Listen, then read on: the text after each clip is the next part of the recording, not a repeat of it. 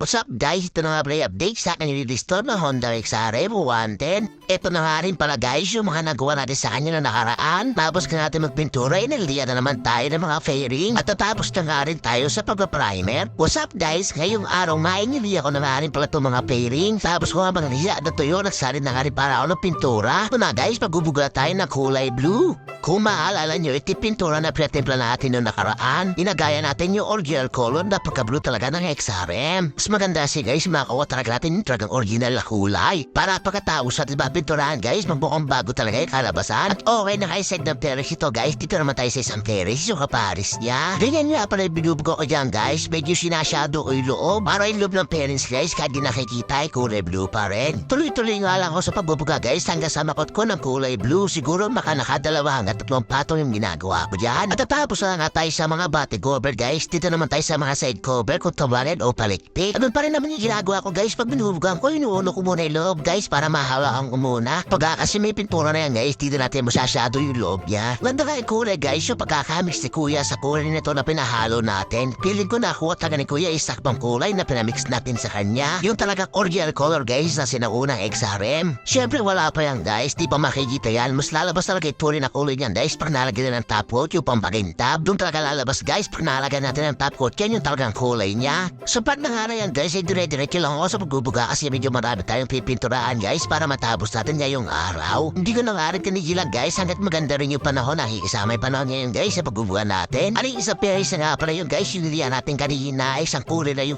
kulay kulap guys, kulay dulang lahat. Ganun kasi napansin ko guys, yung kulay na sinaunang XRM, may isa lang yung kulay, kung magagagayahin lang natin talaga. Ito nga sa part na to guys, ito na pinakakaulin ng headlight yung binubugahan ko. Kaya ba tulad ng ginagawa ko guys, bago ubugahan yung harapan guys, sinabugahan ko na yung loob yan. Inapalan ko nga pala yung kulay sa loob niya kasi kita ya pala nakatalikod. At ito na nga yung pinakalas na part na dunggot guys, yung pipinturahan natin ng kulay blue. Okay na nga yung nagsali na agad ako ng top coat. E nga pala yung pambaligtad na sinasabi ko, hinalo ako lang guys ng konting kulay blue. Ito na nga yung final touch guys, dito na natin makikita kakalabasan na pipinturahan natin. Yan na nga ito na guys, matapos mga top coat. Pagkatapos ko na side na yan ay tinop coat ko na rin yung kaparis na playlist niya. At ito na may nag-lectura guys, matapos ko yung top coat. Iba guys, lumabas sa talaga yung kulay niya. Ang ganda na may reflect payload na natin sa kintab. Yan talaga yung original na pagka-blue ng XRM. Napapansin nyo nagre-reflect na kulay pala guys sa inyo tent natin, nasisinagan kasi ng araw. Kaya para may kulay pala nagre-reflect guys, kung papansin nyo. At ito na nga guys, tapos na rin natin yung kabilang side na panikpik. Di na nga ako nagpapigil, dire-diretso na to, tinapkot ko na rin itong kabilang side. Pagkatapos nga guys, tinapkot ko na rin itong center console. Hindi ko na pinatagal guys, tinapos ko na nga rin pala agad. Ito na nga rin pala kinalabasan guys na mga nauna piniturahan natin.